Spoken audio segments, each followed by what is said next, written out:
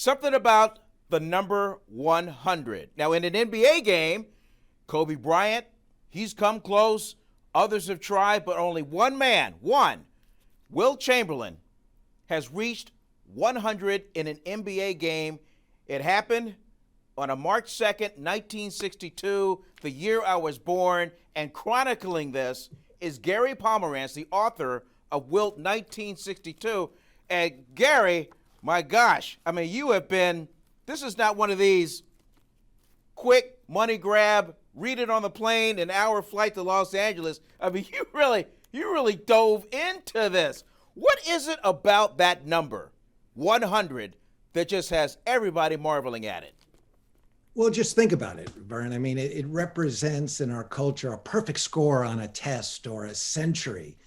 Actually, if Wilt had scored 102, it would have been less impressive. 100 is a monument. He came at a time where the NBA needed some identity. It was only 16 years old. And so along comes this guy that really changed the game. You buying that? Well, I am buying that. I mean, Wilt was a one-man magic show. I mean, he came into this league in 1959-60.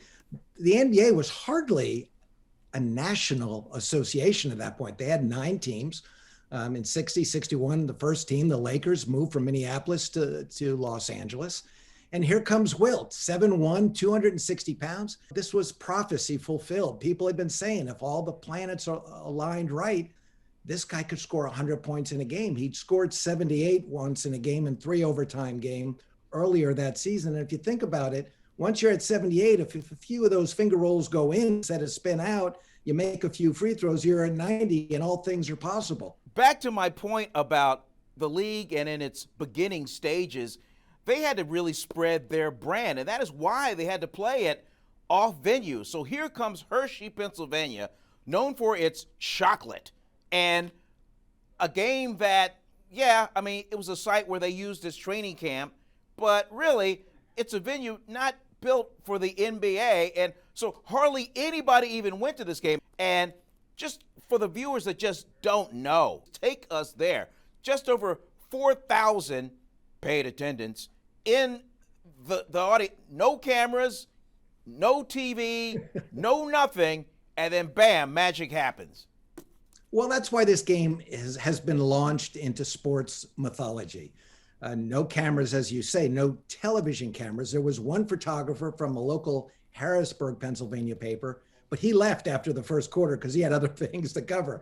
And thankfully, that left Paul Vathis of the Associated Press, a photographer, off duty there that night in Hershey with his 10-year-old son.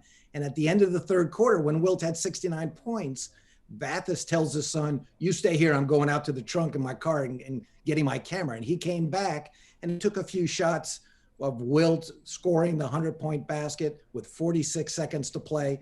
And then he went into the locker room after the game and he wanted to get a photo of Wilt that would show it was a 100-point game.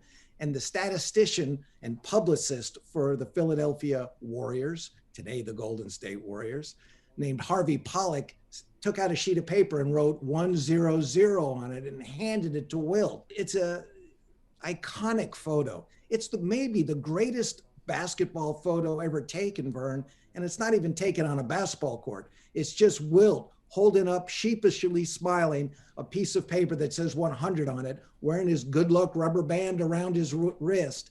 And there it is, a great NBA moment. And you also have in this book some of the, I don't want to say characters, but some of the patrons that were in attendance. Kind of, oh, by the way, I hear this guy Wilt is good, let's go check him out. And then the ones that bought the refrigerator. And then, oh yeah, here's a couple of tickets. Go check out the game. And they just by circumstance just happened to check out this game where something special really happened. Those are really cool sidebar stories. Well, that was the great fun in reporting this book, researching it, trying to bring it vividly to life on the page. And all that exists from the electronic coverage of the game is the fourth quarter play-by-play on WCAU radio, Bill Campbell at the call. He made it! A triple shot! He made it! The fans are all over the floor. They stopped the game. People are running out on the court. 100 points for Wilt for me, it was like, raising a galleon from the ocean floor and finding the gold inside. And the gold was the stories of the people, the moment playing in Chocolate Town when the Warriors go home to Philadelphia on the team bus after the game. Tom Meschery from San Francisco, one of the Warriors, told me that he looked out in the countryside in the night and saw some of the Amish in their wagons holding lanterns. But make no mistake, Wilt was not on the team bus.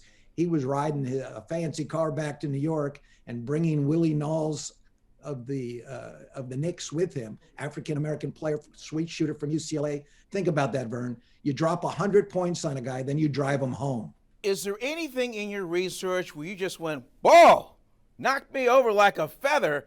I didn't know anything about that. Well, yeah, what happened to the ball, the 100-point game ball? When Wilt scores 100 with 46 seconds to play, all the sons of the chocolate factory workers burst onto the court. They storm the court and they go to hug Wilt and congratulate him. The referee had given Wilt the ball. Wilt bounced it once, and a 14-year-old kid from Hershey, the son of a chocolate factory worker, grabbed it. It was sort of an unplanned Huck Finn kind of thing. And he took off running. He ran through the crowd zigzagging and bounded up the stadium or the arena steps and out the door into the 20-degree night. You can see his breath as he's running. He runs through the amusement park and he runs home. And Vern, where do you think he lives? 50 West Chocolate Avenue. How about he says, that? Mom, I got the ball. Wilt scored 100 points. And his mother looks at him and says, give the ball back. You can't make this stuff up. That 14-year-old boy is now a retired 74-year-old crane operator still living in Hershey. We'll wrap it up with this.